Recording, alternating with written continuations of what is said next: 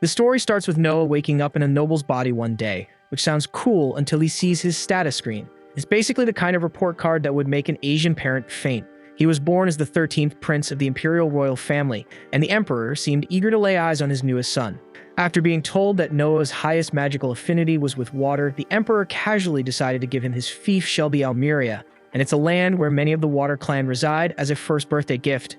And the second he said that, something strange popped up next to Noah's pathetic E-rank water magic. Moments later, the emperor asks to see Noah's stats, and Noah starts sweating because with numbers like his, he's expecting to get yeeted straight into the palace trash can. But somehow, when the screen shows up, his water stat has skyrocketed from a pathetic E to a shiny S rank. Everything else was still bottom of the barrel F, but nobody cared anymore. A literal baby had just set the record for the highest water affinity they'd ever seen, so that alone was enough for the emperor to take a strong liking to him. Turns out the reason Noah's water magic skyrocketed was because of the fief gifted to him by his old man. Though oddly enough, on his private stat screen, it still showed as E+S. As for his other boosted stats, those apparently came from his maids, and he still has no clue why. But the more servants he's got, the stronger he gets. And as for his level, it's still stuck at 1, but it's got no cap, so it's only a matter of time before he breaks the system. For now, though, he's stuck being a weakling with potential. During breakfast, one of his maids, Evelyn, walked in and let him know that his brothers were here. Not just any brothers either, but the 1st and 4th princes. Now, in theory, sibling visits sound wholesome, but after 6 years in this world, Noah's already figured out these two are royal-level assholes, so he knows he needs to tread carefully. He made his way to the lounge and met them with the usual formalities. Then, the 1st prince, Albert, suddenly announced that he had brought Noah a present. His servant carried it in, and the moment Noah laid eyes on the sword, his blood ran cold. That damn thing was cursed, and he could literally see tortured souls swirling around it. And of course, Albert knows damn well this thing is haunted, but he plays it off like it's just a nice gesture. And Noah couldn't just reject a gift from the Dan Crown Prince, so he had no choice but to accept it, fully aware that this was going to come back to bite him hard. He grips the hilt and slowly raises it, while Albert casually explains that this is a water attribute magic sword, and over 120 knights have already died trying to wield it.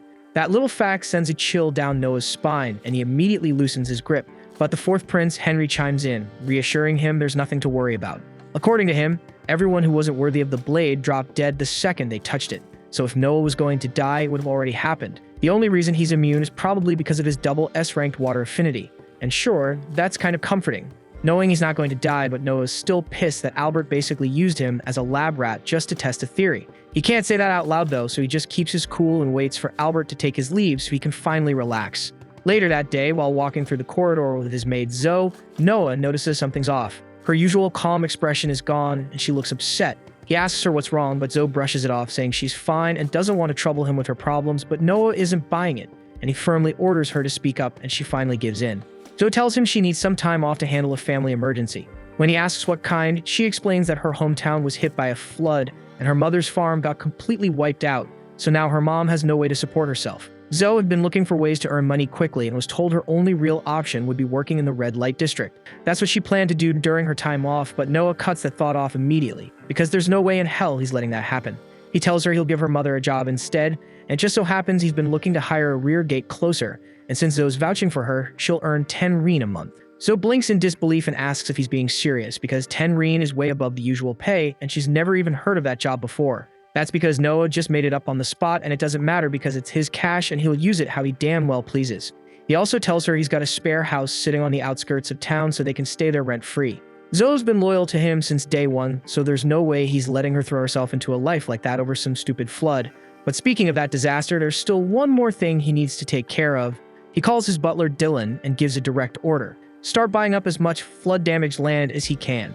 Both Dylan and Zoe are stunned by what they just heard, but Noah calmly explains his reasoning. In times like this, vultures always come crawling, scammers looking to take advantage of desperate people who have just lost everything. So he wants to secure the land before those crooks can sink their claws in. Dylan is left speechless, completely blown away that a 6-year-old could think so far ahead. Noah's way too sharp for his age, and while Dylan doesn't know it, Noah's past life taught him plenty about this kind of exploitation. Of course, he can't exactly say that, so he just moves on like it's nothing. Dylan's fully on board with helping him buy the land, but there's one huge problem, and it's the cost, and he estimates the whole thing's gonna run around 700,000 reen. Zoe practically gasps at the number, and Noah gets it. That's more than just pocket change. For context, the average adult in the capital earns around 120 reen a year, enough to support a family, own a house, and eat well. Noah's estate is definitely wealthier than the norm, but even then, he's only got around 500,000 reen on hand, so that leaves him short by 200,000. With barely any options, Noah decides to sell the land gifted to him, the fief territory the emperor gave him when he was born. Dylan immediately shoots that idea down because that land came straight from the imperial family, so selling it without permission isn't just frowned upon, it's a crime. Noah knows the risk and he knows the consequences, but he's still willing to go through with it. If his father wants to punish him, then so be it, he'll deal with it later.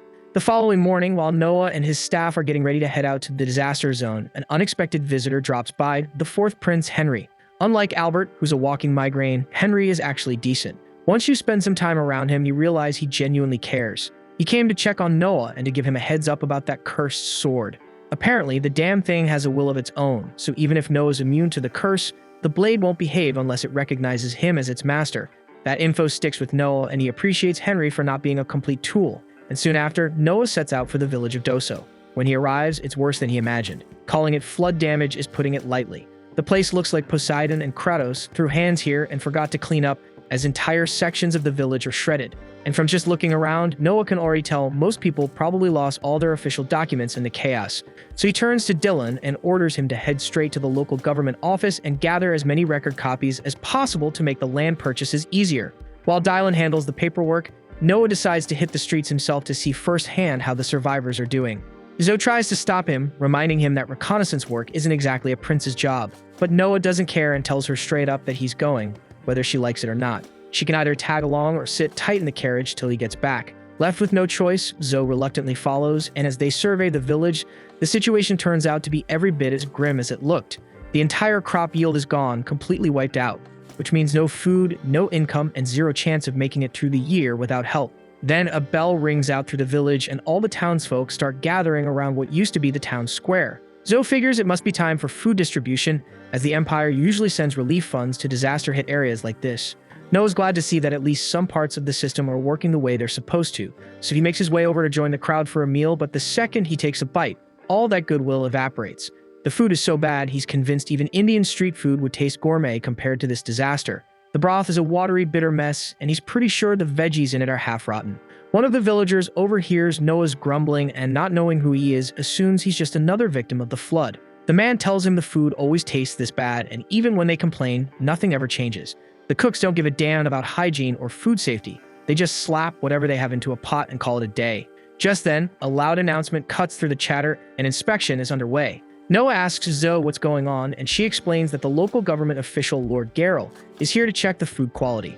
Garrel strolls over to the pot of mystery stew, takes one look at it, and thinks it's absolute garbage. But since he's not the one eating it, he couldn't care less, and he casually tells the chef to whip up something actually edible for him back at the mansion. The chef nods, grinning, clearly in on the arrangement. But Noah's not about to let this slide, so he steps forward and calls Garrel out, asking if the reason the villagers are being served garbage is because he's siphoning off the food budget. Garrel, thinking Noah is just another poor nobody, doesn't even bother denying it. He openly admits to skimming the funds and laughs it off, because in his mind, there's nothing a powerless peasant can do about it.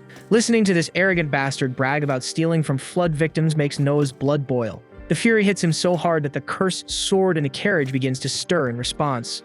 Garrel finally snaps after hearing one too many words from this random brat.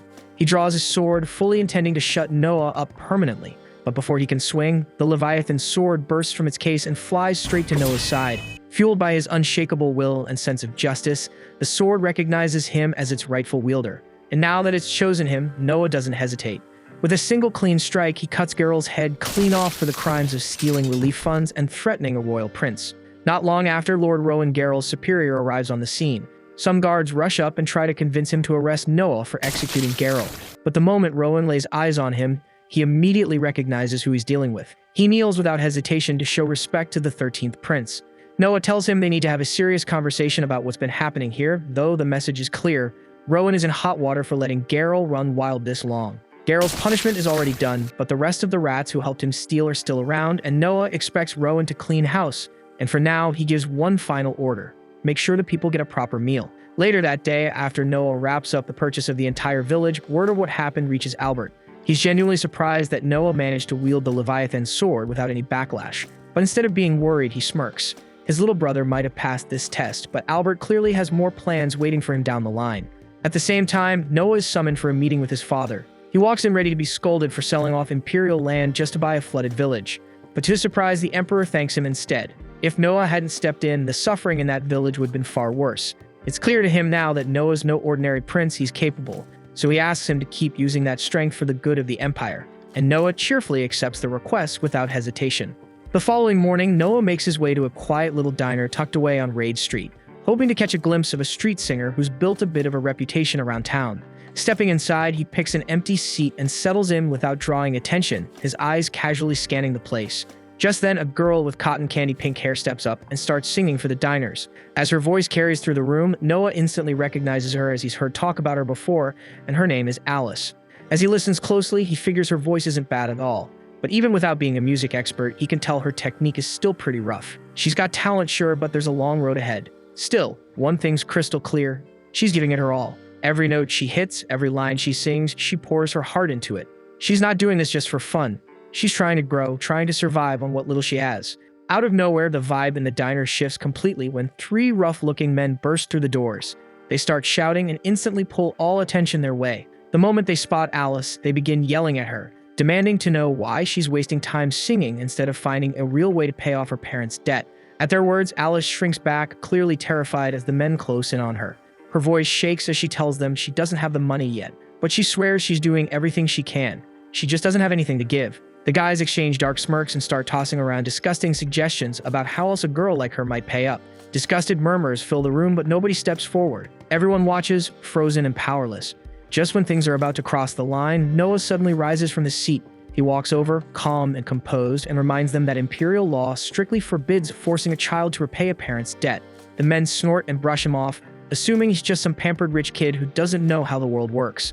One of them then grabs Noah by the collar and goes to strike him. But it's a big mistake, as Noah counters using the power of his Leviathan sword, releasing a surge of pressure that shocks the entire room. The men instantly realize they've messed with the wrong person, so panic overtakes them, and the three thugs bolt out of the diner without a second thought, too scared to push their luck any further. With the danger gone, Noah turns back to Alice, his voice gentle this time. He asks her how much she needs to make it through the month, and she hesitates before explaining that most of what she earns goes toward her mother's medical care. After hearing everything, Noah calmly tells Alice that from now on, he'll be giving her 25 rein every month so she can focus entirely on her singing without worrying about money. He also promises to raise the amount as her skills improve, encouraging her to keep chasing her dream without fear holding her back. Deeply moved, Alice thanks him with genuine emotion, telling him how much his kindness means to her. She promises she won't let him down and swears to work hard and keep growing as a singer. Later, Noah heads back home, only to find the same three thugs from earlier kneeling at the palace gates. Heads bowed, they're practically groveling, desperate to apologize for what happened. One glance is all it takes for Noah to realize what's going on. They've clearly figured out who he really is, but instead of wasting time with them, Noah calmly turns to the maids and tells them to send the men away, adding that the prince isn't someone they can just meet whenever it suits them. A few moments later, Noah's older brother Henry shows up and immediately agrees with how Noah handled it. He says refusing to meet them was absolutely the right call because letting people like that come face to face with royalty would only cheapen the dignity of the crown and undermine the authority of the royal family. Noah then invites Henry inside and explains that his decision wasn't just about protecting royal pride. He tells him everything that went down at the diner and admits that if he had spoken to the men personally, they might have assumed he was angry and start avoiding him. And if that fear keeps them away from Alice, then that's exactly the outcome he wants. Henry listens carefully and finds himself genuinely impressed. For someone so young, Noah was already thinking several steps ahead. He even admits that most of their brothers, despite being around Noah's age, wouldn't have had that kind of foresight, and the realization makes Henry even more proud. Henry then brings up the Leviathan sword and asks if the rumors are true that Noah has actually mastered it. Noah confirms it's true and says he was only able to do it thanks to the advice Henry gave him earlier. And to demonstrate it, he casually summons the Leviathan sword right in front of him, making it appear as if it materialized out of nowhere. Henry stares in disbelief because he didn't even know the Leviathan sword could do something like that. Noah explains that the blade didn't actually appear from thin air. It had been hidden beneath his sleeve the whole time, compact and dormant until it expanded at his command. The sword itself had a will, and it was the one that taught him how to use the ability. Henry admits he had no idea that was even possible and praises Noah for discovering it on his own. Afterward, outside the palace walls, the same three men from earlier are still lingering around, clearly waiting for another chance to confront Noah. The moment one of them spots him approaching, he suddenly lunges forward to attack. But Noah doesn't even flinch, and with a calm expression, he releases just a sliver of the Leviathan sword's power.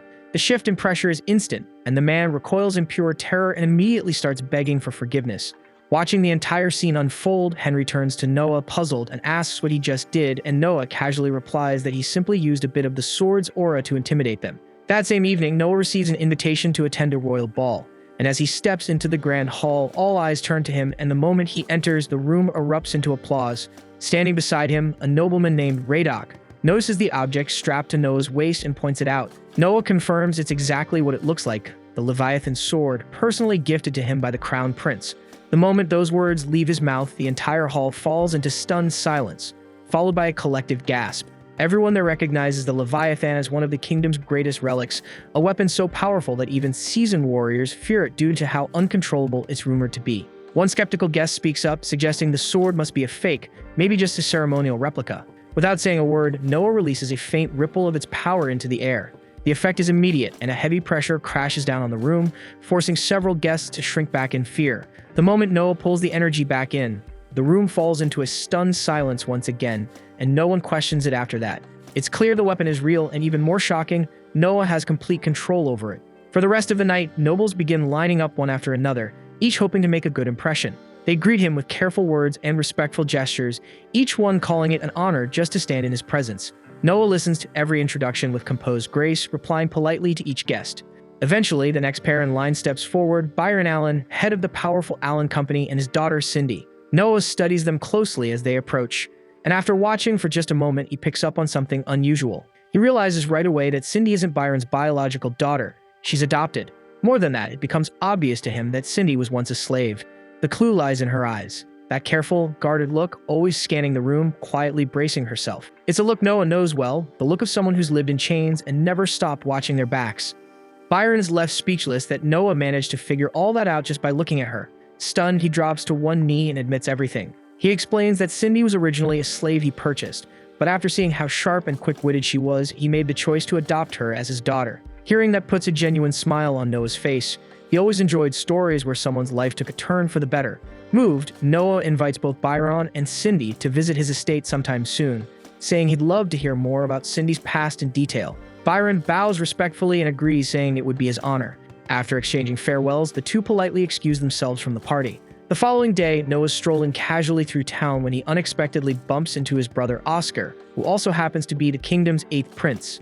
After a bit of light conversation, Oscar suggests they go on a treasure hunt together, saying he's got nothing else planned for the day. Noah agrees, and the two set off toward a place called Cobalt Street. Though Noah's never been there before, he's heard plenty about it. Supposedly, it's packed with rare antiques from all over the Empire. Oscar, however, points out that the place is just as infamous for being swarmed with fakes. Spotting a genuine item among the junk is seen as a basic test of skill for any proper noble.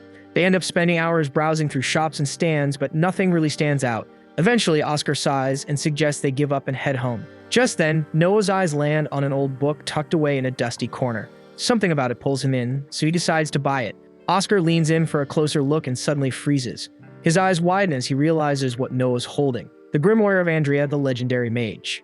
Oscar is convinced it's authentic, and if so, depending on the contents, the book could easily be worth 1,000 rein. He stares at Noah in disbelief and asks how he knew the book was the real deal.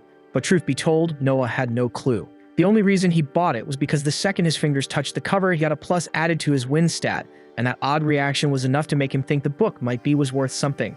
Out of nowhere, a wild idea hits Noah, so he pulls out the Leviathan sword and carefully channels a bit of its energy straight into the grimoire. And within seconds, the book jolts violently, slips out of his hands, crashes to the ground, and flips open by itself. One of the spell pages glows ominously, and something dark and ancient is triggered. Before they know it, the forbidden tome unleashes the sealed soul of the legendary sorcerer right in front of them. Oscar's eyes go wide with horror. He instantly realizes how serious this is and yells for Noah to get the hell out of there. But instead of running, Noah plants his feet, lifts the Leviathan, and without flinching, slashes straight through the incoming spirit with a single brutal swing. The blow cleaves through the sorcerer's soul, erasing it completely in one strike. As the danger fades, Noah glances at his status window and sees something new. His wind skill just jumped to SS rank. The sudden upgrade catches him off guard, but he doesn't sit on it. He quickly checks on Oscar, who's still frozen in disbelief. The prince can't wrap his head around what just happened. One moment they were standing in front of a book, and the next, Noah had wiped out a legendary soul like it was nothing. He keeps asking himself how Noah managed to grow this powerful so fast and how he knew exactly what to do. Before the dust even settles, a man steps forward and kneels respectfully before them. He introduces himself as Alan, the owner of a nearby antique shop. After witnessing what Noah just pulled off, Alan says he feels it's only right to show him something he's been holding on to for years, something he believes might actually be a real treasure, and he politely asks them to come with him. Once inside the shop, Alan pulls out an odd-looking ring and sets it down carefully. He explains that this ring is said to only reveal its true nature when its destined owner shows up. Dozens have tried to activate it, but not once has it responded. Noah raises an eyebrow, thinking it's probably just another dud, but Alan immediately insists otherwise. He says the ring refuses to be sold, and every time he tries to part with it, it mysteriously ends up back in his store, sitting quietly among the other items. Intrigued, Noah slips the ring onto his finger, and the moment he does, a voice he's never heard before echoes inside his mind. It tells him the ring is a triple S rank rarity, and that it now recognizes him as its rightful master. As soon as the words fade, the ring bursts into a radiant glow and begins shifting. Light wraps around Noah's body like living threads, forging itself into an elegant, high-tier suit of armor right before their eyes. Upon witnessing the moment, both Oscar and Alan instantly realize that Noah is the rightful bearer of the ring. Noah turns to Alan, stating that he'll be taking it and will have the money delivered later. But before Alan can even open his mouth, Oscar steps in and tells Noah to forget the payment altogether. He'll cover the cost himself and insists Noah treat it as a personal gift. With nothing more to say, Noah accepts the ring. Soon after, Oscar drops him off and says his goodbyes. But just as Noah is about to walk through the door, that same rough-looking guy from the diner suddenly comes charging at him with a sword. Before the blade even comes close, the ring picks up on the killer's intent and flares to life, unleashing a shield that blocks the strike completely. The carriage driver doesn't hesitate for a second and slams the attacker down, locking him to the ground. Oscar sees the whole thing unfold and is stunned, not just by the ring's quick reaction, but by how naturally Noah handled it. The way the shield activated without hesitation makes it clear Noah's already sensing with its power. That night, Noah heads back to the diner to watch Alice perform. As she's singing, two wasted men suddenly storm the stage, shoving and yelling over her. In a flash, Noah appears between them and steps in. With one swing of the Leviathan's sword, he sends both idiots flying through the doors, their pants halfway gone as they scramble off in shame. After things settle, Noah walks up to the owner and tells him not to let trash like that back inside. The owner just gives a tired sigh and says sadly that drunks like them are what keep the place alive. Noah gets it, and without a second thought offers to buy the whole diner for 1,000 reen. The owner freezes in disbelief and nods in gratitude, overwhelmed. Alice walks up soon after, her voice low and unsure, telling Noah she has no idea how to repay him for everything he's done, but he gently tells her she doesn't owe him a thing. All he wants is for her to keep singing, to chase her dream and pour her heart into it. Her eyes well up, and with a warm, heartfelt smile, she nods. Noah then heads back to his seat and spends the rest of the night in peace, soaking in the soft glow of her voice as it fills the room. As the day begins, Noah is suddenly told that dead Marley, the general of Wholejoy, has come to pay him a visit. Wholejoy happens to be one of the most promising regions under Noah's control, so he doesn't hesitate to accept the visit and instructs the maids to let him in. Marley enters and greets him formally in the meeting room, but Noah quickly waves off the stiff manners and tells him to sit down. The two first met about a year and a half ago, right after Marley took on the role of Wholejoy's general. That in mind, Noah jumps straight to the obvious and asks how things have been. He remembers Marley was handed an imperial directive to handle flood prevention in the area, but judging by the guy's face, it's pretty damn clear things aren't going well. Wholejoy is a rich agricultural zone that runs alongside a curving river, great for crops, but total pain when it floods, which it does from time to time. That's exactly why the Emperor ordered financial support for disaster prevention. But Marley admits he hasn't been able to get anything off the ground, and the biggest roadblock is the finance minister, who keeps coming up with lame excuses to delay releasing the funds. The second Noah hears that his mood darkens. It reeks of corruption and mishandling of public funds, and he's not about to let that slide. Without missing a beat, he tells Marley to tag along because they're going to have a little face-to-face with the minister himself. A short while later, Noah shows up for lunch with the finance minister, and the guy turns out to be every bit as bloated and slimy as Noah imagined. The man tries buttering him up with some empty compliments, but Noah shuts it down fast and asks why the hell he hasn't handed over the money Marley needs to fix Wholejoy's flooding issue. The minister stays calm and claims he's got a valid reason, but before he can even spit it out, Noah cuts him off and warns him not to think he can talk down to him just because he looks young. Last he checked, treating a royal with disrespect was still punishable by death. That gets the minister squirming a bit. So he hurries to explain that after last year's flood, the Emperor was kind enough to give Wholejoy a tax break, so he figured they could just use the money they saved to handle this year's flood situation. Noah stares at him like he's gone insane. That might just be the dumbest excuse he's heard in all 6 years of living in this world. He flat out asks the man if he thinks he's talking to an idiot, The tax exemption was clearly given because Wholejoy couldn't afford to pay anything in the first place, so to act like they've got extra funds lying around now is just a slap in the face to Noah's intelligence. The minister instantly realizes he's knee-deep in trouble, so he scrambles to come up with another excuse.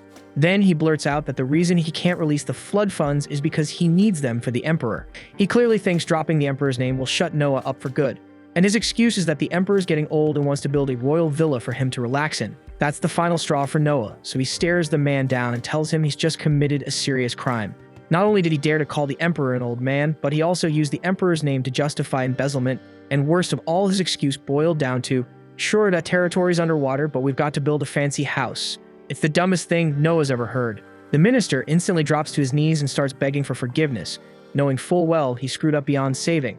But Noah tells him flat out that if he doesn't want the emperor to hear every word of this disaster, he better cough up the money. The man takes off in a panic, desperate to fix his mistake before it costs him his head. With that mess taken care of, Marley finally breathes a sigh of relief and thanks Noah for stepping in. He also apologizes for dragging him into the middle of such a headache, but admits there was no way he could have dealt with the finance minister on his own. As Noah gets ready to head back, a messenger suddenly rushes in with news. The emperor has requested a meeting with him. Noah is startled because it's not often his father calls him out of the blue like this, so whatever it is, it must be serious. So without wasting a second, he makes his way to the imperial palace.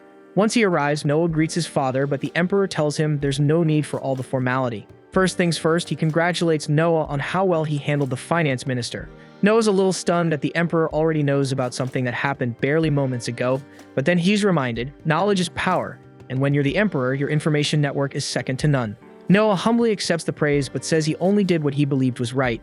Even so, the emperor is clearly impressed. He tells Noah it's no small thing for a 6-year-old to see through deception so easily. And to top it off, he also heard about how Noah mastered the power of Leviathan in such a short time, which is especially impressive given how dangerously dark that sword's magic really is.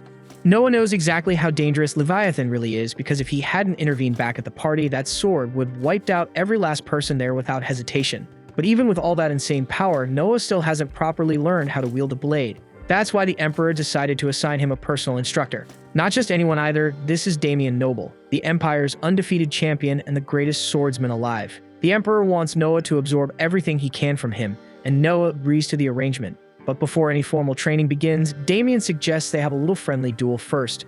The emperor raises an eyebrow, thinking that's a bit unfair since Noah's never been trained in sword combat, but Damien reassures him that it's just a light test to gauge Noah's raw potential. Eventually, the emperor gives the go-ahead, so Damien lifts his sword and tells Noah to attack however he likes. Without hesitation, Noah grabs Leviathan and charges straight in. As the fight begins, Noah suddenly feels the instincts and battle experience of Leviathan's previous wielder flooding into him, and his swordsmanship gets sharper by the second. Blow after blow, he holds his own, and soon, he and Damien lock blades in a clash of raw force. Just when Damien thinks he's gained the upper hand, Noah flicks his sword upward with perfect precision, disarming the Empire's greatest warrior on the spot. Both Damien and the Emperor are left stunned, as Noah has already reached the level of a swordmaster, so there's simply nothing left for anyone to teach him. The Emperor is left speechless, watching his 6-year-old son take down a legend in real combat. Still, he can't help but feel a wave of pride. As a reward for such an insane achievement, he offers Noah the role of head judge for this year's Knight Selection exam, and Noah's genuinely honored to take on the responsibility. The Knight Selection is a massive annual tournament where warriors from across the world gather to prove their strength. Inside the Empire, military power is everything. The top fighters from regional qualifiers all meet in the capital for a final showdown, and whoever wins earns the title of Knight. Once they're officially knighted, their first mission is to serve directly under the head judge. And since Noah's power increases whenever he gains a skilled subordinate, he's more than eager to see how it all plays out. The tournament is usually structured as either a round-robin or single elimination, but Noah's already got a different idea for how things should go this year. He asks the Emperor for permission to scrap the regional qualifiers altogether and host the entire tournament in the capital because he wants to witness every battle with his own eyes, and he refuses to let any promising candidates get tossed aside just because he's not there to stop it. The Emperor grants full permission, telling him to run it however he sees fit. And with that, Noah gets straight to work putting his new plan into action. Back at his place, Noah casually asks Zoe if her home village ever sends anyone to compete in the Knight Selection exam. She says they do, but usually just one person, and that's only so the village can hope someone makes a name for them. Noah lets her know that he's decided to eliminate the regional preliminaries altogether, which means her village can send as many people as they like. Zoe's glad to hear it, but says there's still a huge problem. The reason they only send one candidate isn't just about odds, it's money. They simply can't afford the cost of travel and staying in the capital for the duration of the exam. The entire village has to scrape together every coin just to send that one person, so the idea of sending more just isn't realistic. But Noah doesn't like the idea of potential talent being wasted because of money, so he decides right then that he's going to personally cover travel and lodging for all candidates this year. It's a generous move, no doubt, but also an expensive one. Housing that many people in the capital would normally be insanely expensive, and there's no way they can just throw that kind of money around. But Noah already has a plan. He says he'll purchase all the vacant buildings in the area and use them to house the candidates. And if that still doesn't cut it, he'll build a hostel from scratch. That way, whatever they spend won't go to waste after the tournament's done. As for food, he plans to get in touch with all his merchant contacts and secure the best deal possible. Eventually, Noah brings Byron in and asks him for a cost estimate on the whole operation.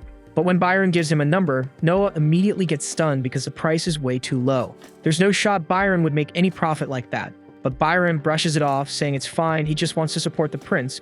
But Noah doesn't buy that shit because he knows damn well that merchants never give anything away unless there's something in it for them. So he calls Byron out and asks him to cut the act and just say what he wants in return. Byron is honestly impressed that a kid Noah's age understands how business really works. Since the mask is off now, he admits he was hoping Noah could pull a few strings during the next castle staff selection, just enough to get one of Byron's people hired. That way, if something important ever goes down within the castle walls, Byron would be among the first to know. Noah agrees to the deal, and to show he's serious, Byron swears full loyalty to Noah and Noah alone out of everyone in the royal family. Adding Byron as a subordinate gives Noah a solid stat boost. But just as he's checking his stat window, he notices something weird. His water magic stat just dropped by 1 rank. Most of that stat comes from the land he governs, which means something bad must just happen in Almeria. Noah then heads straight to his father to report that something's going on in Almeria. The emperor listens carefully and believes him, but still asks how Noah could possibly know such a thing. Noah obviously can't reveal the existence of his stat screen, so he keeps things vague and says he's just been picking up on signs for a while now. That answer seems to satisfy the emperor, who shifts gears and begins explaining the situation. Turns out there's a rebellion brewing in the region. He asks Noah if he'd like to personally handle the matter, but after thinking it through, Noah declines.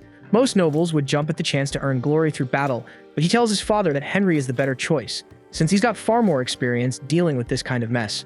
Later that evening, Noah and Henry ride together in a carriage, and Henry asks if he's really okay giving up such an opportunity. In a country like theirs, Noah could have boosted his status big time by securing a major battlefield victory. But Noah tells him the truth. He doesn't believe he's strong enough yet to lead troops into combat, and even if he somehow survived, he'd likely lose good soldiers in the process, and that's not something he's willing to risk just to chase a title. All of a sudden, Leviathan sends a warning of hostile intent nearby, so Noah immediately tells the driver to stop the carriage. He's certain it's a group of rebels trying to assassinate him, and since he's the target, he leaps out and sprints away from Henry, putting as much distance between them as he can. Right after that, 4 massive jets of water erupt from the ground, aiming to converge on him, but Noah already has his shield up and blocks the attack without a scratch.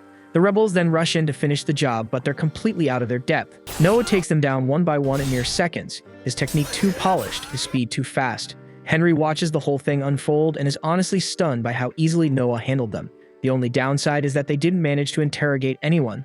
They could have gotten useful intel if they'd kept one alive. That's when Noah casually mentions they're not dead. He only knocked them out, so Henry is free to interrogate them to his heart's content. Not long after that, Noah learns that the rebel forces in Almeria are made up mostly of cavalry. But there's a catch. Almeria doesn't have a single horse farm, which means the rebels must be getting their horses and supplies from neighboring regions. And that little piece of intel sparks an idea. Noah summons Byron and gives him a very specific order. Buy out every last bit of horse feed from the territories surrounding Almeria. Once the rebels start running out of supplies for their mounts, their mobility vanishes, and that'll make it a hell of a lot easier for Henry to finish the job and crush the rebellion for good. Not long after, the Emperor summons Noah to give him an update. He says his men interrogated the assassins and actually managed to get something out of them. Apparently, their goal wasn't to kill Noah. They were trying to kidnap him and use him as leverage. But Noah isn't buying it. He flat out tells his father that any hitman who cracks this fast is probably just feeding them bullshit. The Emperor, amused and a little proud, notes how sharp Noah is for his age. Still, he reassures him that they've got ways of telling when someone's lying. Noah doesn't care to ask what kind of methods those are, but he's not exactly into torture, so he just lets it slide. Then the Emperor switches gears, giving Noah credit for acting fast and crushing the rebel threat before things got out of hand. He's especially impressed that Noah had the foresight to target the enemy's horses. That catches Noah off guard because he only told Alan to start buying horse feed a few minutes ago, and somehow his dad already knows about it. But the Emperor keeps going, saying that while starvation is a common strategy, one even the Crown Prince Albert wanted to use to humiliate the rebels, but Noah went a step further. Instead of just starving the men, he cut their power by focusing on their horses, and what's even better, he used his own allowance to fund the move. With a proud smile, the Emperor pats him on the shoulder, telling him he's not just smart, he's got the guts to act fast when it matters, and that kind of decisiveness isn't common. Noah feels a weird sense of pride bubbling up inside him, maybe a little too much pride, like he's enjoying this praise way more than he should, but the Emperor doesn't stop there. As a reward for his sharp thinking, he gives Noah the right to add a sword to his personal crest. That might not sound like much, but in a warrior kingdom like theirs, it's a huge deal. No one's allowed to touch the sword emblem without imperial approval, and doing it without permission could mean death. Even just getting a flag added to your crest is rare, so yeah, this is a massive honor, and Noah's trying hard not to smile like a kid who just got a whole candy store. Later that day, Alan drops by, so Noah walks over and greets Alan, teasing him for showing up early. Alan just nods, saying he's already familiar with every type of horse feed sold in the market, plus the transport routes, so cornering the supply won't be hard. Still, he's not too relaxed about it, so he warns Noah that Carfin, the rebel leader, is a dangerous bastard who'll do anything to get what he wants. While Noah is minding his business, a maid rushes in to inform him that there's a wounded man outside their gate. Curious, he goes to check it out and finds a bloodied knight barely holding himself up. The man drops to one knee and reports that a rebellion has broken out in Almeria. He adds that his commanding officer is part of the uprising, but he refused to join and came here instead to warn the prince. Alan, standing nearby, scoffs and mutters that the guy nearly got himself killed for no reason because they already knew about the rebellion. But Noah doesn't brush the knight off. He thanks him for coming and instructs the maid to treat his wounds. Just as he's turning to leave, he stops, thinks for a second, and then tells her to reward the knight with 1,000 rein. Alan follows after him, clearly annoyed, asking why the hell he's throwing money away for intel they already had. Noah calmly replies that the reward isn't for the information, it's for loyalty and guts. Later, Zoe barges into Noah's office looking like she's seen a ghost, and she drops to her knees before even saying a word. Noah gets concerned and asks her what's going on, but she doesn't answer at first. She just pulls out a pouch with 500 rein and then hands him a small glass vial. She explains that some shady stranger offered her both as payment to drug Noah and hand him over. That's when it hits him. The rebels are getting real desperate if they're trying to snatch him like this. He stares at the bottle for a moment, then asks her why she brought it to him instead of going through with it. That's when she breaks down in tears. She says the men threatened to kill her if she failed, but no matter what, she could never bring herself to betray him. Without saying a word, Noah walks to his desk, grabs a pen, and writes her a check for 5,000 rein. He tells her it's for not selling her loyalty cheap. Zoe stares at the amount, her brain short-circuiting. She stammers that she can't accept something this big, but he just tells her to quit arguing and take the damn reward. As she keeps crying and thanking him, he quietly says there's something else she needs to do. He tells her he's going to drink the sleeping drug, and once he's out cold, she's going to deliver him to the bastards who made the offer. Then she's to run, as fast as she can, before they get the chance to shut her up for good. Zoe's whole body shakes just thinking about it, but Noah's not asking for permission. His decision is final, and he's going to meet the rebels face to face. A few hours later, he wakes up dumped in the middle of nowhere and catches the rebels whispering about how killing him is their last option, since they're under strict orders from Carfin to keep him alive. Noah lets the sedative wear off completely before evaluating the scene.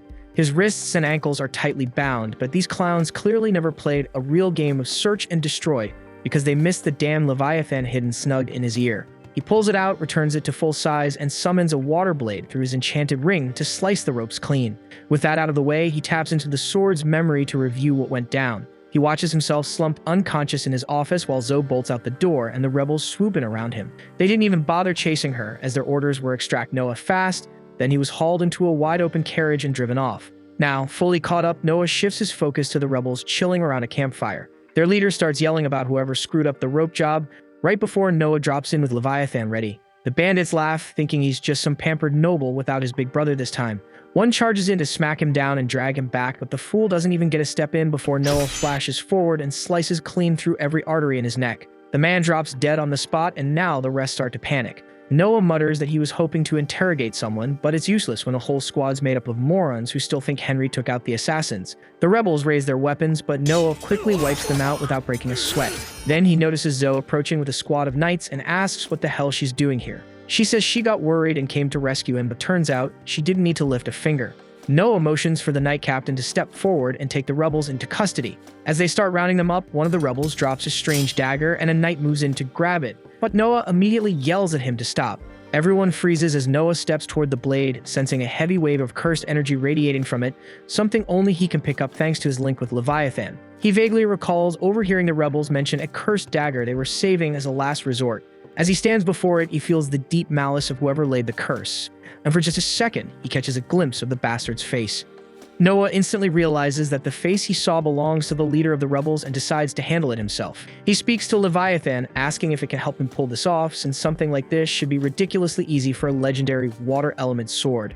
Leviathan answers by glowing, and Noah channels its cursed energy to fire a stream of corrupted water straight into the sky. The cursed torrent shoots far above the clouds and across half the empire, eventually reaching Karfun and striking him directly. The following morning, the Emperor summons Noah once more and kneels down at his height, patting his shoulders in praise for the unbelievable feat he just pulled off. Reports say the rebel leader was found dead with a clean hole drilled straight through the center of his forehead, clearly made by a jet of water, and the Emperor knows there is no one else who could have done that except Noah. Noah confirms it, explaining that he used the hatred embedded in the cursed dagger to lock onto the rebel leader, then landed a no-scope headshot from hundreds of miles away. With their leader gone, crushing the remaining rebels becomes an easy job for Henry, and before long, everyone involved is captured. Later, a massive assembly is then called to decide their punishment, and the Emperor orders the culprits to be drawn and quartered. The crowd is pleased with the sentence, but Noah steps forward and respectfully kneels before the Emperor, telling him that he should not do that. The entire hall freezes at his words, especially the Emperor, who asks what he is talking about. Noah explains that punishment must follow the law, and there is no provision for quartering anyone. According to the law, the rebel leaders are to be split in half, while the rest are sent to forced labor camps, and Noah insists that this is how it should be handled. The Emperor asks how he could possibly refuse the most brutal death for those who dared rebel in his own territory. Noah calmly replies that if the Emperor breaks the law, it would damage his reputation and undermine the people's trust. Everyone is left speechless by that answer, but the Emperor ultimately agrees with Noah. He says they will follow the law, then adds that the criminals should still receive the harshest punishment the law allows without any compassion. Noah has no objections, so the Emperor turns to the Prime Minister and orders him to see that everything is carried out to the letter of the law. The entire court bursts into applause, showering Noah with praise for daring to correct the Emperor so boldly, and for doing it with logic and respect. So they start hailing him as a future legend. Even the Emperor can't hide how proud he is, clearly moved by the fact that Noah had the guts to stand up to him for the right reasons. After thinking it over for a moment, he decides to reward Noah with a title. He says that while any of his children might challenge him, it's rare to see someone do it not out of pride, but out of principle. That's why he grants Noah the title of the Wise Prince, and the change immediately updates in Noah's status window. The Emperor even jokes that if Noah had been born 10 years earlier, things might have turned out differently. He doesn't outright say Noah would have been a contender for the throne, but the implication hangs thick in the air. The court erupts into cheers after that comment, and the Emperor shifts the topic by asking Noah how preparations are going for the upcoming Knight Selection exam. Noah politely requests permission to explain his plans later, and the Emperor agrees to hear them after court is adjourned. Later, they head to the palace gardens near a fountain. Noah relaxes with a cup of tea while 4 servants surround him holding buckets of water. And at his signal, they all try to splash him at once, but he calmly activates the shield in his ring, stopping every drop from touching him. The Emperor raises an eyebrow, not fully grasping what he just saw, so Noah explains during the selection exam, he's going to ask each participant to attack him the same way, and he'll judge their skills based on how close they get to hitting him. The Emperor is clearly impressed with the unorthodox approach, though he expresses concern that it could be dangerous. Noah, confident as ever, says he'll personally handle anyone strong enough to break through, and once again, the Emperor is blown away by his boldness and innovation. Later that night, the Emperor sits in the throne room alongside the Prime Minister, who questions whether it was wise to make that public remark about Noah being born too late. The Emperor simply laughs, saying he meant every word.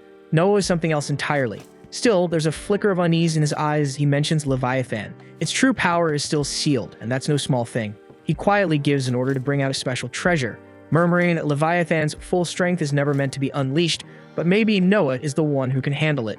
The night of the selection exam finally arrives, drawing in crowds from even the farthest corners of the empire. Commoners, nobles, and onlookers alike flood the capital to witness the next generation of knights prove their worth. But this year's turnout is massive for one reason. Word had gotten out that the legendary Wise Prince Noah would be one of the judges.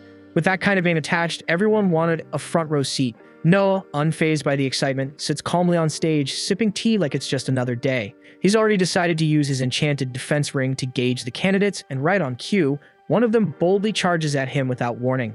The ring flares to life, casting a barrier that absorbs the hit with ease. The attacker swings again and again, trying to break through with sheer force, but the shield doesn't budge an inch, causing him to sword break. The crowd watches in awe, and whispers ripple through the stands that this is the power of the Wise Prince. From his private balcony above, the Emperor watches with amusement, noting that this year's test is already shaping up to be far more exciting than the last. Still, flash and spectacle aside, the point of the exam is to find true knights, and he's curious who Noah will end up picking. By the time the sun begins to set, another candidate is throwing everything he has at Noah, hurling flames with all the magic he's got left. Noah casually conjures a barrier, letting the fire dance harmlessly in front of him. The candidate drops to his knees, completely drained, and realizes he's just not good enough. Noah agrees silently that none of the participants so far have stood out, and he's starting to lose hope for a surprise. Then comes the final candidate of the day, and Noah barely pays her any mind until she steps up. A blonde girl, calm and focused, strikes with her blade. The defense shield kicks in as usual, but to everyone's shock, she doesn't back down. With one clean, powerful push, she shatters the shield and actually manages to cut him. It's not deep, but the fact that she landed a blow leaves the crowd stunned and Noah wide-eyed. The guards instantly rush in and restrain her, but Noah tells them to stand down. Instead, he asks for her name, and she answers Shirley Grants. Without a moment's pause, Noah turns to the crowd and declares that Shirley has passed the exam. The announcement hits like a thunderclap because she's the only one all day to pass. The guards are stunned, struggling to understand why Noah would accept someone who just wounded him, but that only makes the spectators admire him even more. They begin shouting his name in praise, calling him a noble and generous ruler. Noah leads Shirley into his estate, and as she drops to one knee before him, her mind races with dread over what sort of penalty might await her for injuring him during the test. Hurting royalty, even by mistake, is no small thing. But Noah quickly puts her mind at ease, telling her not to be ridiculous. It was obviously unintentional. He gives a faint smile, then unexpectedly tells her to strike him with that same move again. Shirley hesitates for a second but obeys. She stands up and thrusts her blade at him. Noah raises his shield, and this time it holds firm. He tells her this is what he could have done if he had genuinely intended to block her blow the first time. He let it hit him on purpose to see if she'd obey her orders without hesitation or fear. A knight's role is to carry out commands, and he has no use for one who's too scared to follow through. The fact that she didn't hold back not once but twice, even after injuring him, proves she has the grit and loyalty needed to serve as a real knight. Shirley is caught off guard, realizing Noah's got far more backbone than she expected for someone his age. His cool, composed confidence tells her everything. He's got what it takes to lead. Moved by respect, she kneels again and swears loyalty to him, promising to serve him faithfully for as long as she's a knight, and Noah gives a satisfied nod. When he glances at his stats, he notices that recruiting Shirley has given him a noticeable power boost, another win as a leader. Right then, Zoe steps in to let him know that the doctor, someone named Croy, has arrived. Croy immediately gets to work inspecting Noah's injury, and after a careful check, he confirms that Shirley's strike didn't hit anything major, so no organs or veins were damaged. Meanwhile, Shirley quietly observes the doctor, impressed by his skill and composure. It surprises her, since back in her village, no one even comes close to being a real doctor. Noticing the look in her eyes, Noah asks her what's on her mind. Shirley explains that where she's from, the village is too poor to have real doctors or any proper medical training. When people fall ill, they usually rely on the village elder to pray or perform some kind of spiritual ritual. Hearing that, Noah thinks for a moment and comes up with a simple solution: apprenticeships. He tells Shirley to pick out the brightest and most promising folks from her village, then turns to Croy and asks if he'd be willing to take them under his wing. Croy agrees without a second thought. Noah then tells Shirley not to worry about the cost. He'll take care of everything. Overcome with gratitude, Shirley gives him a deep, respectful bow and thanks him from the heart. That night, Shirley stays at the mansion and wakes up the next morning fueled with resolve. She gets into her armor and makes her way downstairs. As she passes through the corridors, she overhears two maids whispering about who Noah might marry in the future. The chatter stops her for a second, but Zoe quickly cuts in and says it's way too early for that kind of talk. After all, Noah is only 6. But another maid named Renee rolls her eyes and tells Zoe not to be so innocent, since every other prince had already tied the knot by the age of 15, and Zoe doesn't react much, keeping her composure. Rena picks up on that and immediately jumps to conclusions, thinking Zoe must secretly be in love with Noah and probably wants to marry him herself. Especially since Zoe's been studying magic nonstop lately, Rena assumes it's all for him. Zoe flushes a little but quickly brushes it off, saying it's not about romance or marriage. She just wants to be useful to him because of everything he's done for her. With that, she hurries off, leaving Rena to stew in her own theories, and Shirley just silently watches wide-eyed as Zoe walks away. At the same time, the knight recruitment results are in, and Noah is handed the final report. The head knight praises his choices and thanks him for his insight, saying that thanks to him, only the finest candidates made it through. Noah feels quietly proud knowing the kingdom's in good hands. To celebrate the successful selection trials, he decides to host a small gathering the next day. He even asks his childhood friend Alice to perform that evening, wanting the celebration to be cheerful but meaningful too. While the celebration is in full swing, Byron steps in to pay his respects to Noah. Noah greets him with a smile and mentions that he actually arranged the event partly with Byron in mind. He points out that a lot of merchants connected to the royal family are here tonight, making it the perfect time for Byron to mingle and build some solid business ties. Byron nods, clearly seeing the thought and planning behind the gesture. The party rolls on with music, laughter, and a shared sense of accomplishment in the air. A little while later, Zoe approaches Noah and tells him he's just received a letter. The envelope stands out, there's no name, no sender, and the person who dropped it off vanished right after delivering it. Before Noah cracks it open, Shirley warns him to be careful because it might be something dangerous. Noah gently taps the letter with the Leviathan sword to test for any threats. The sword remains silent, which tells him it's safe. He unfolds it and finds a warning inside, one that hints at suspicious activity brewing among what's left of the Almeria rebels. No other info is given, but Noah starts connecting the dots. It doesn't take long for him to guess that the messenger must have gone undercover to dig into the rebel movement. He thinks back and remembers it's probably that soldier from before, the one who warned him about the rebellion not too long ago. So hears that and admits it makes sense. The guy did seem pretty loyal to Noah. But Noah shakes his head, saying this is serious because if that soldier's out there playing spy without the proper training, he's walking straight into a death trap. Noah decides to loop in his brother Henry and let him know what's happening, hoping he can pull the plug before it turns ugly. But by the next morning, it's already too late. News comes in that the soldier was found out and tortured. The only silver lining is that Henry's squad managed to rescue him just in time. Noah feels the weight of it hit him hard. He blames himself for not catching on sooner. The soldier took the pain and never gave up any intel, and Noah quietly thinks maybe he should just let it out because no secret is worth the life of someone that loyal. He tells Zoe to send word to Henry's squad, do whatever it takes to keep him alive. He's not ready to lose someone who'd risk that much for sake. The following morning, Noah heads out with Shirley to pick out a gift for Henry to thank him for putting down the rebellion. They swing by a local antique shop where the merchant lays out a variety of high-end items, but none of them really stand out to Noah. What grabs his attention is something hidden beneath a cloak. Curious, he asks the shopkeeper to uncover it. The merchant praises Noah's sharp instincts, then removes the cloth, revealing a stunning glass statue of a goddess. It's the work of a renowned artisan named Lindsay, and only 2 of them were ever made. Noah studies the piece for a moment, then calmly says he'll buy it and hands over 10,000 rein. But just as the deal's about to close, his brother Oscar walks in and freezes when he sees the statue. Turns out Oscar owns the other one and has been searching high and low for this second piece to complete his collection, but Noah's already claimed it. Without missing a beat, Noah steps toward the sculpture and smashes it. The room falls silent as the rare, priceless art crumbles into shards. Then Noah turns to the merchant and tells him the money will still be delivered. Oscar instantly figures out what just happened. With one destroyed, the remaining piece becomes a one-of-a-kind, making his statue that much more valuable. Oscar laughs, shaking his head, and admits the move was brilliant. Exactly the kind of wild thinking he's come to expect from Noah.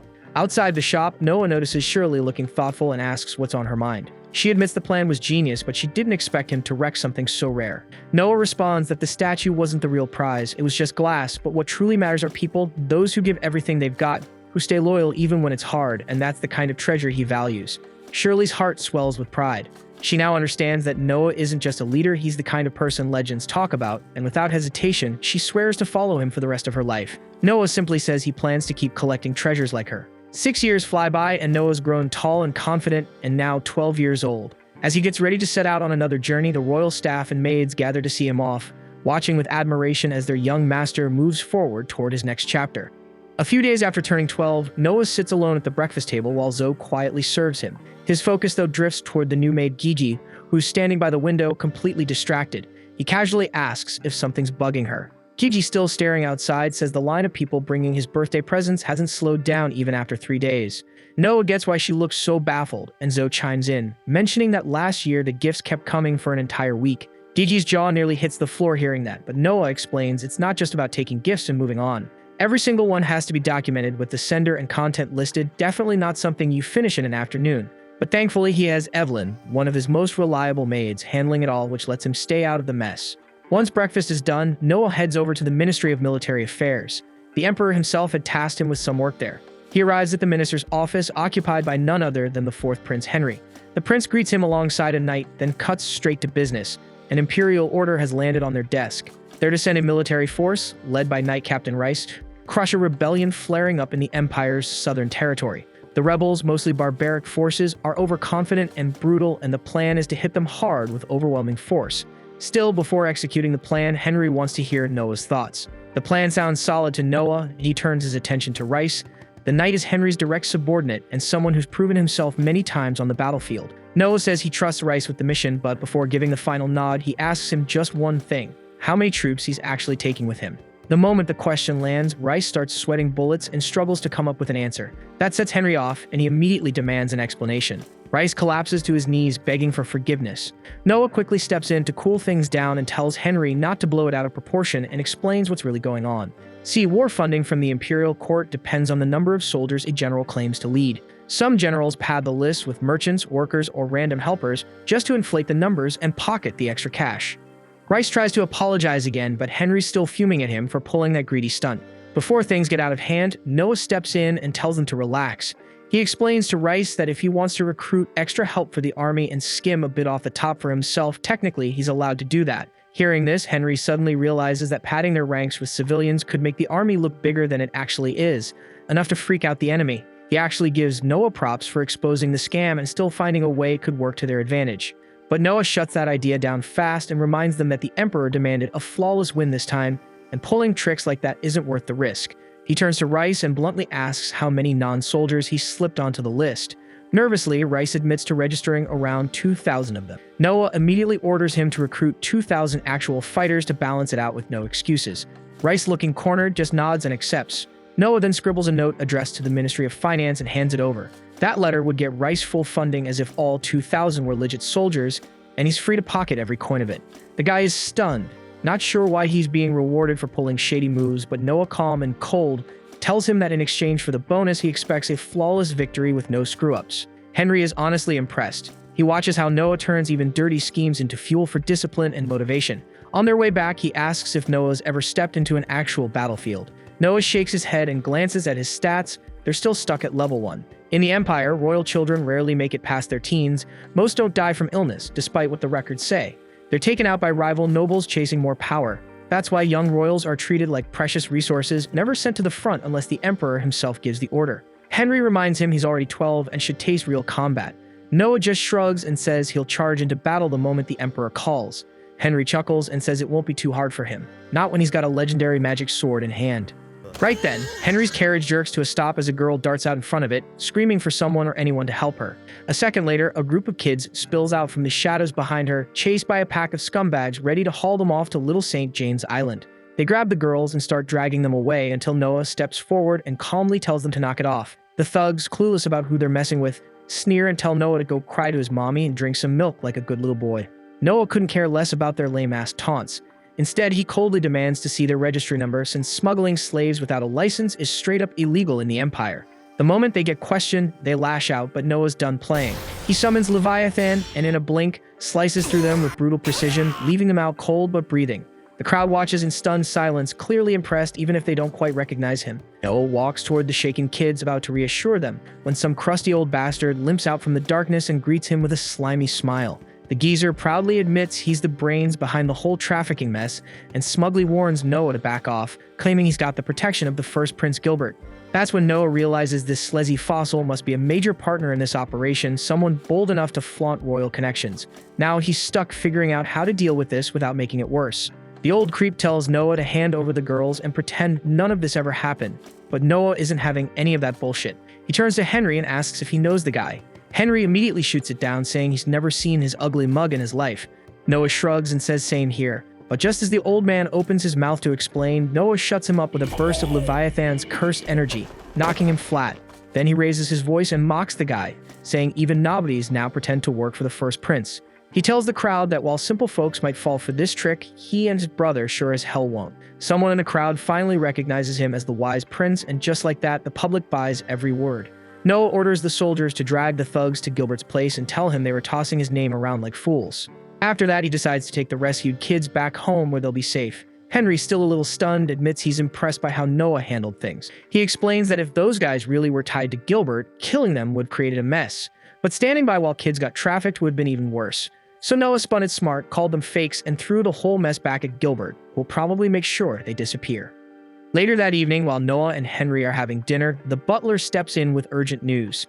Henry glances up and asks what's going on, but Noah answers before the man can. A messenger from First Prince Gilbert had shown up delivering a statement about the thugs they caught. Gilbert apparently expressed his thanks for exposing the imposters using his name, claiming he planned to send them to court for a proper trial. But before that could happen, they supposedly drank poison and died. Of course, everyone knows that's a load of crap, and Gilbert clearly had them silenced. Noah turns to Henry and asks outright if Gilbert is really running a slave ring underground. Henry doesn't even hesitate. He nods and says Gilbert lives like a king, throwing money around like it grows on trees, so no way that lifestyle is funded legally, and Noah gets it. As the eldest prince born from a concubine, Gilbert has no shot at the throne, so there's nothing stopping him from turning shady. But Noah suspects the slave trade and hidden mansions are just the surface. Something darker is buried underneath. Henry stares at him, stunned that his 12-year-old brother saw through all of it so fast. The following day, Noah tells the rescued children he pulled a few strings, and they're free now, but none of them seems relieved. Turns out they don't have homes to go back to. Their own families were the ones who sold them off in the first place. Noah realizes if they return, they'll just be trafficked again, so he decides to keep them. He instructs the butler to prepare rooms for each of them and find roles they can fill in the mansion. And if anyone to study, he's to handle that too. One of the older girls steps forward, clearly shaken, and asks if Noah is planning to buy them. He calmly replies that he's not buying anyone. They're free to leave whenever they want. But if they stay under his roof, there better not be any betrayal. The butler steps in, telling the kids to thank Noah before guiding them out. And as they leave, Noah watches in silence. His philosophy flashes in his mind. People are treasures, and that thought pulls up a responsibility he's been putting off for a while. He then summons Evelyn to his office. She walks in and starts listing off updates about his birthday gifts, but Noah cuts her off because he already knows. Instead, he pushes an envelope across the desk. Curious, Evelyn picks it up, and that's when Noah tells her she's being dismissed from his service because he's appointing her as a government officer in charge of one of his regions. She freezes, unsure how to react to such a leap, going from maid to mayor. Noah tells her plainly that she's the smartest of all his staff, and keeping her as a maid is just wasting her potential. Evelyn's ready to turn it down, wanting to keep serving by his side, but he insists. If she does well, people will call him wise for recognizing talent. He orders her to leave the estate and serve the people, and that's all the push she needed. Not long after that, Noah is called in by the Emperor, who'd gotten wind of how he stood up for Gilbert's reputation. Noah plays it off, saying it was all just a fluke, and he only stepped in to save the kids and nab the culprits. But he quickly catches on that Gilbert must have gone straight to the Emperor himself, both to dodge any fallout and to come off squeaky clean in front of the higher-ups. The Emperor sighs, saying it's a shame that such scum still roam free. He asks Noah what the proper sentence would be, and Noah responds that by law, the ringleader loses his right arm, and the rest get shipped off to serve in the army, stationed on the front line. The Emperor nods, pointing out that Noah had tackled the criminals head-on and taken them in. But he adds that if it were him, he'd have gone undercover, taken a beating just to bust them red-handed. The Prime Minister cracks a joke, saying that count as treason against the imperial family, and they just end up executing the thugs. Everyone laughs except Noah, who decides to fact-check them. He calmly explains that if a criminal doesn't realize he's attacking royalty, it's just assault, not a crime against the crown. The room goes dead silent, so Noah starts thinking maybe he pushed it too far by correcting the Prime Minister over a what-if scenario. But before he can say anything else, the Emperor bursts out laughing and tells the Prime Minister that he won the bet. Now Noah's really thrown off, so the Emperor explains that he had wagered with the Prime Minister to see if Noah would speak up and correct them on legal matters. Noah barely gets a chance to process that before the Emperor casually appoints him as the new Minister of Justice. The court erupts with excitement, cheering Noah on, saying he's only the second prince after Henry gets such a title. Noah has no idea how to react, while the Emperor and Prime Minister exchange smug glances, clearly pleased with the outcome, leaving him even more puzzled. Later, he heads out to unwind and listen to Alan sing, but his mind keeps drifting back to everything that went down in court. He can't shake the feeling that there's more to the Emperor's move than just a promotion. Still, he figures there's no use overthinking it now and decides to just enjoy the music. Meanwhile, the Emperor receives a troubling report from the Prime Minister. But instead of jumping on it, he tells him to handle it because the matter he needs to deal with next is far more urgent. Afterward, Noah makes his way to the Ministry of Justice, where he is formally introduced to Viney, the Vice Minister. At a glance, Noah can tell the man is sharp and capable despite his young age, so he asks him to lay out a broad summary of his responsibilities within the ministry. Viney explains that the Ministry of Justice oversees and coordinates courthouses throughout the entire kingdom, while also presiding over numerous trials that take place in the capital itself. That means Noah will be expected to serve as a judge on a regular basis. Noah had already figured as much, but he follows up by asking whether Viney personally takes the bench from time to time. Viney replies that it depends on the circumstances, though he does handle a case or two when necessary. After hearing that, Noah calmly moves to his next question and asks Viney how many bribes he usually accepts. The question catches Viney off guard, leaving him momentarily unsure of how to respond. Noah reassures him that he is not being accused of anything and is not in danger. He simply wants an honest picture of how things currently operate inside the ministry, and whatever Viney admits will not be used against him. Understanding this, Viney confesses that he does take bribes, typically totaling a few hundred reen a year. However, he explains that he follows a personal guideline about which bribes he's willing to accept. Most other judges do not impose such limits on themselves, and as a result, they end up taking nearly 10 times as much as he does. Noah's interest is piqued, so he asks what this self-imposed rule entails. Viney clarifies that he refuses to accept bribes in murder cases, not because he objects on moral grounds, but because those situations are far too risky. If he were to release a murderer, and the accuser bears a grudge, he could become a target for revenge. So, to avoid drawing that kind of heat, he restricts himself to low-stakes matters. Noah nods in understanding, then pulls out a sheet of paper and writes Viney a check for 5,000 rein. He explains that if Viney averages around 500 rein in bribes each year, this sum should equal 10 years' worth, and from this point forward, he expects him to stop taking bribes entirely. Viney is stunned by Noah's clear logic and steady approach, and he finally understands why the king granted him the title of Wise Prince at such a young age. In that moment, Viney decides he wants to stand on Noah's side properly. He tells him he has no need for the additional money and promises to abandon bribes altogether. In return, all he asks is the chance to serve Noah with unwavering loyalty. Under normal circumstances, Noah would question such a sudden pledge, but when he checks his status screen and sees a noticeable boost triggered by Viney's oath, he realizes the man's words were genuine. Later that evening, Noah sits down for dinner with Oscar at his estate.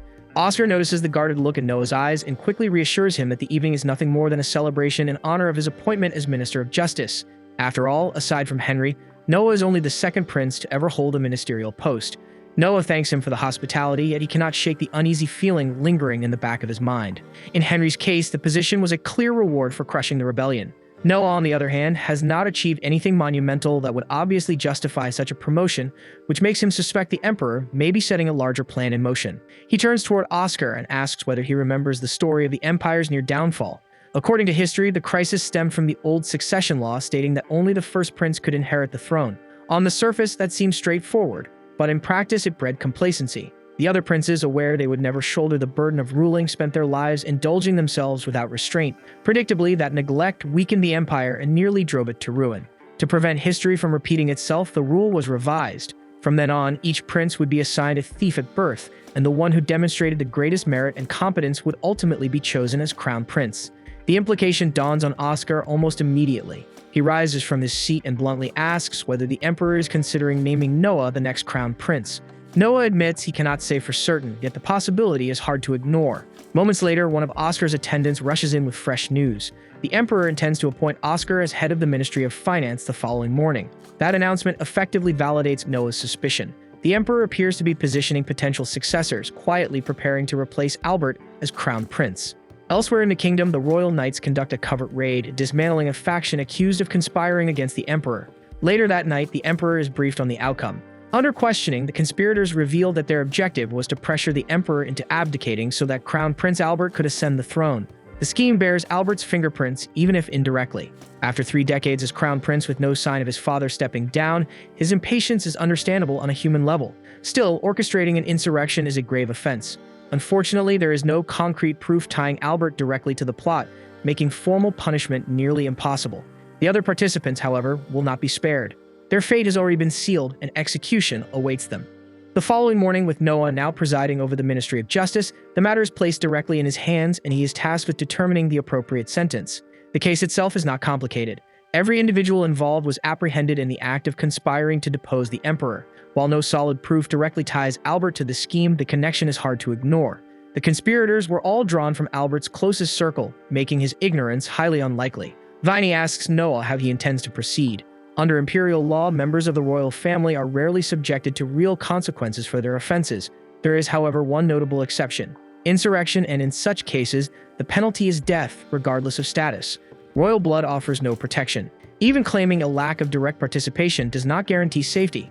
Simply knowing about a rebellion and failing to prevent it is grounds for execution. And considering how many of Albert's confidants were implicated, it would be nearly impossible for him to have remained unaware. If Noah chose to press the matter, he could formally accuse Albert of treason and demand his execution. Yet he understands that such a move would clash with the emperor's true wishes. Publicly exposing a prince's attempt to seize the throne would ignite a massive scandal, so instead of enforcing the letter of the law, Noah opts to interpret it carefully. He later meets with the emperor to present his proposed judgment. Noah explains that all those arrested at the scene will be executed without delay.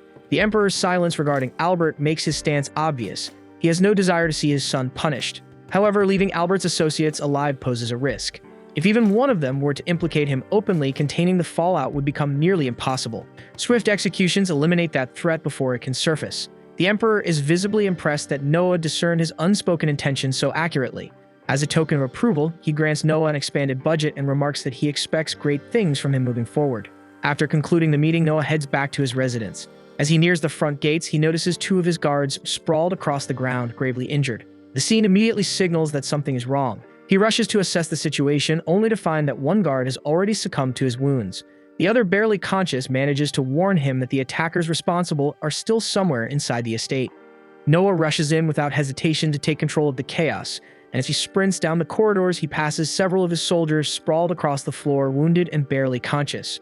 Before long, he spots one of the attackers in the middle of finishing off one of his men, so Noah lunges ahead and hacks at him, carving through his arms and legs all the way to the bone. The assailant tries to end his own life by biting off his tongue, but Noah shuts that down instantly by forcing a chunk of enchanted metal down his throat. Moments later, 3 more enemies emerge and charge him together, yet Noah cuts them down in under a heartbeat, leaving none of them standing. Not long after, Viney arrives in search of Noah and is visibly relieved to find him alive, though the atmosphere remains heavy and bleak. Even if every intruder has been dealt with, several of Noah's guards are critically injured. Noah is taken aback when he hears that all the attackers were killed, since they are usually captured for interrogation. That alone tells him someone is desperate to erase any trace of involvement, which makes him suspect a connection to Albert. If Albert's name ever gets tied to this assault, the fallout would be catastrophic, so Noah quickly devises a plan to eliminate the prisoners he stopped from killing themselves. By imperial law, raising a hand against a royal warrants immediate execution, so Noah drives a blade into his own abdomen and orders Viney to report that the intruders inflicted the wound, ensuring they are put to death before they can expose Albert.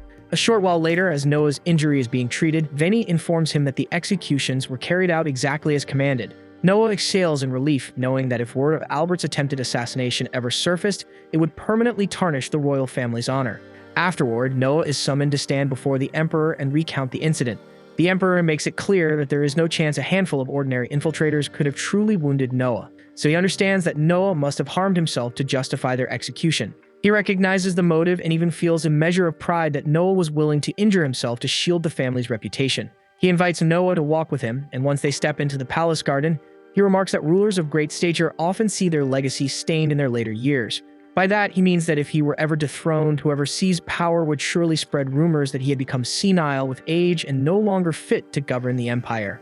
They are both fully aware that the usurper being hinted at is Albert, and it is obvious the Emperor's trust in him has thinned to almost nothing. The only reason Albert has not already been disciplined is because publicly condemning the crown prince would leave an ugly mark on the Emperor's own legacy. Noah calmly proposes a way to handle the situation. He reminds the Emperor that Henry, Oscar, and Noah himself were recently appointed as minister princes to keep state affairs running smoothly, and suggests establishing an entirely new rank above them, a prime minister prince who would supervise all 3.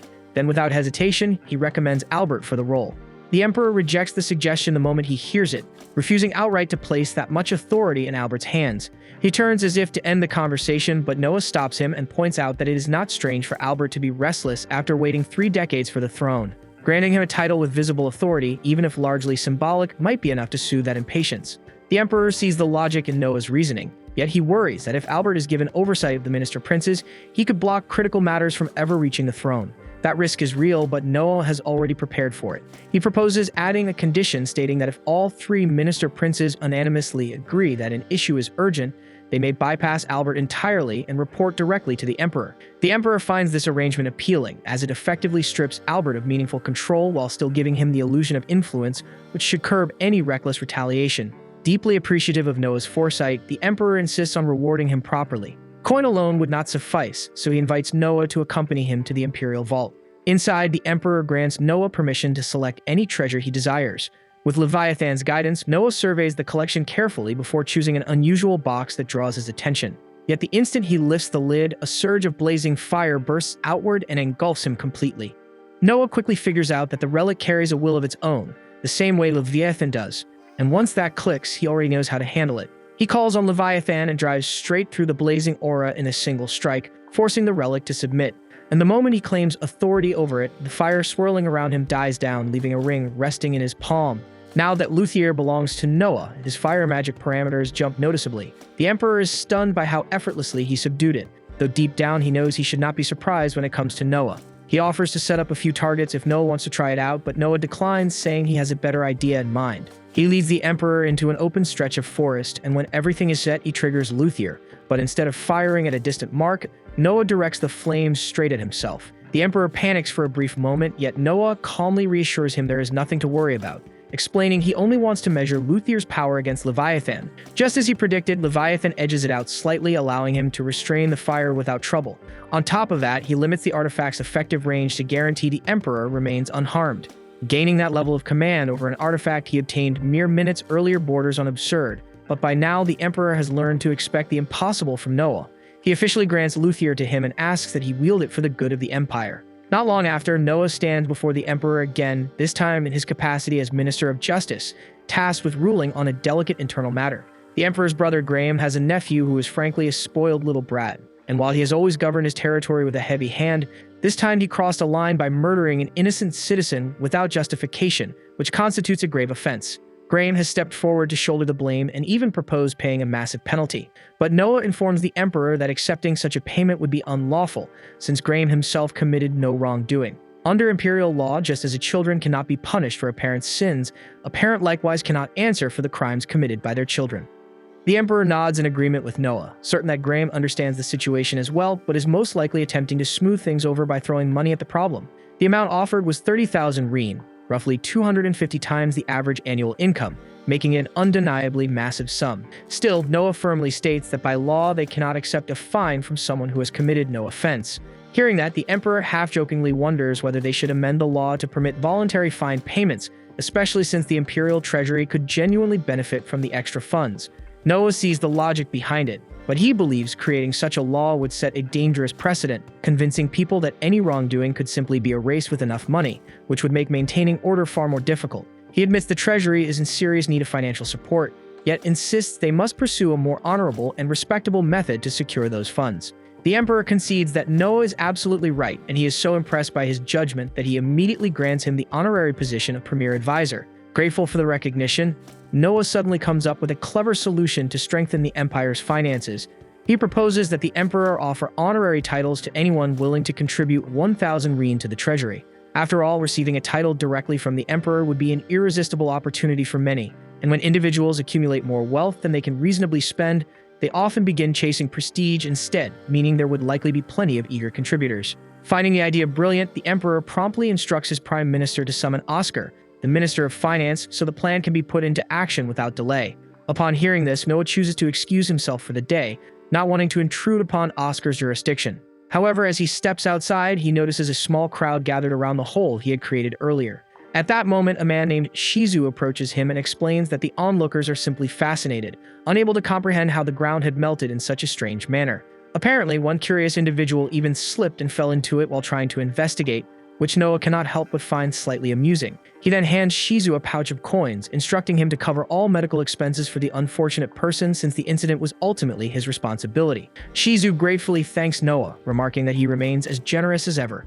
Right then, Noah spots that Shizu is holding something in his arms, so he asks what he's got there, and Shizu explains it's a box packed with rhino beetles. Obviously, the 16th prince likes watching them clash, so he had a few caught for his entertainment. Noah actually finds the whole idea of creatures battling each other kind of fascinating, so during the carriage ride back, he decides to experiment with Leviathan and Luthier. He asks if they'd be down to square off against one another, and both Leviathan and Luthier seem totally game, so they shrink into tiny forms and immediately start throwing hands. Noah watches closely as the two keep going at it without pause, but in the end, Leviathan still has a slight edge over Luthier, so he takes the win. One of Noah's maids happens to witness everything, and she's genuinely captivated since she's never seen anything remotely like that before. Then it hits her that staring at what Noah is doing without permission is rude, so she quickly apologizes for intruding. Noah tells her it's fine and even offers to let her watch more since Luthier looks eager for a rematch. Noah starts wondering if simply observing their fights might actually make him stronger, and when he checks his stats screen, his suspicion turns out to be right because his level has increased. After getting back home, he makes Leviathan and Luthier battle at least a dozen more times.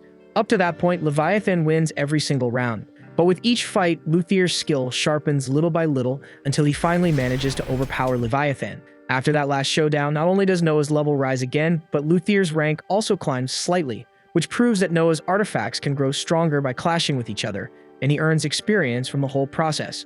Zoe is stunned because this basically means Noah could keep leveling up endlessly without even stepping onto a battlefield. But Noah tells her it's not that straightforward. The first level up only required one fight, but reaching the next level took 10 battles, so the experience needed probably scales higher every time. Right then, Henry shows up searching for Noah and informs him that he's about to head out on his first official mission. Apparently, a nearby monster nest has started causing trouble again, so Noah has been assigned to deal with it. To figure out how many soldiers Noah should bring along, Henry takes out a unique magic box. In situations like this, bringing too many or too few troops can backfire, so the box evaluates your abilities and calculates the ideal number of soldiers for the task. However, the moment Noah places his hand on it, the box spits out the number 1, meaning Noah alone is sufficient to wipe out the monster nest. Henry can't believe it, since this has never occurred before, yet somehow it doesn't feel that surprising anymore. Later that afternoon, Noah is seated in his study flipping through a book when he's abruptly told that someone has arrived to see him, so he sets the book aside and allows the visitor to enter. The man is Rice, and he carries a message straight from the Emperor himself. By imperial protocol, anyone bearing the Emperor's words is regarded as his direct representative and must be shown the same respect. So Noah lowers himself to one knee before Rice as the message is delivered. Rice calmly announces that under the Emperor's command, Noah's mission has been delayed until further notice. Once he finishes relaying the order, Rice then kneels before Noah in return as a sign of respect. As a retainer of House Henry, he is bound by strict rules that require him to show proper courtesy whenever he stands before a prince, no matter which prince it may be. After the formalities are complete, Noah questions Rice about the reason behind the postponement, since he is more than confident he could have handled the task alone. But Rice explains that it is exactly because of Noah's exceptional ability that the Emperor chose to delay it. The Emperor intends to transform the mission into a grand spectacle, so the entire Empire can witness Noah's brilliance firsthand. Hearing that, Noah figures it will likely take quite some time before all the preparations are finalized. With nothing pressing to do in the meantime, Noah heads to the local artifact dealer to ask whether he has acquired any sentient relics. Unfortunately, the merchant admits he hasn't encountered anything of that sort. Though disappointed, Noah wasn't expecting it to be easy to find such a rare item, so he leaves the man with a pouch of coins and instructs him to stay alert for anything matching that description. He even promises a generous bonus if something worthwhile turns up. Just as Noah prepares to return home, a disturbance near the market entrance catches his attention. A man is aggressively pressuring a shopkeeper because the owner refused to sell him an item that had already been reserved by someone else. Dalem was infamous for pulling stunts like this, yet none of the merchants dared interfere because his position effectively placed him beyond consequences. Suddenly, Noah calls out sharply for him to stop, and the moment Dalem sees him, he immediately recognizes the 13th prince, though his expression shows little concern. Noah states plainly that what he just did qualifies as intimidation, which is a punishable offense. Dalem responds without hesitation, revealing that he serves under Prince Gilbert's household, so under imperial law, he cannot be prosecuted for anything short of murder or treason. In other words, even Noah lacks the authority to discipline him over something as trivial as threatening a few shopkeepers. Noah is fully aware that Dalem isn't lying, and under normal circumstances, it truly wouldn't be a damn thing Noah could do to discipline him. But then it clicks in his mind that rule about imperial household members having to show proper respect to every prince they encounter. And honestly, that alone is more than enough grounds for Noah to charge Dalem with blatant disrespect toward the royal family. So he immediately orders Shirley to seize him, and while she has him slammed face down against the dirt, Noah asks if anyone nearby has something suitable for punishment. And since the shop owners despise Dalem with a passion, one of them doesn't hesitate for a second before producing a whip. Not long after, Dalem is bound tightly to a wooden stake, and Shirley turns to Noah, asking how many lashes she intends to administer. Noah replies that if Gilbert ever discovered one of his subordinates abusing borrowed authority to terrorize civilians, he would unquestionably impose the death penalty. So that is precisely the sentence Dalem will receive. And after a brutally long and agonizing round of lashes, Dalem is officially declared dead. Noah feels no remorse whatsoever. Yet he understands that he may have crossed a line since Dalem technically belonged to Gilbert's faction, so he decides to personally visit Gilbert's estate to offer an apology. And to make the gesture even more convincing, he instructs Shirley to place him in handcuffs. Once they arrive at Gilbert's residence, Noah recounts the entire incident in careful detail and apologizes for not consulting him beforehand before carrying out such a severe judgment. But Gilbert remains surprisingly relaxed about it all and assures Noah that he did nothing improper because Dalem was never someone of real value. If anything, he believes Noah spared him embarrassment by eliminating a man who would recklessly commit crimes under a prince's name. And with that, Gilbert officially absolves Noah of any wrongdoing. With everything settled, Noah and Shirley take their leave. Yet as they walk away, Shirley questions whether the self-imposed handcuffs were truly necessary, especially since Gilbert appeared so calm, but Noah quietly reveals that Gilbert had been seething the entire time. However, because Noah showed up immediately to apologize, Gilbert had no opportunity to unleash his anger and was left with no choice but to accept it. The following morning, Noah is at home when he is suddenly notified that a member of the imperial family has arrived requesting an audience. He consents to the meeting and is soon introduced to Don.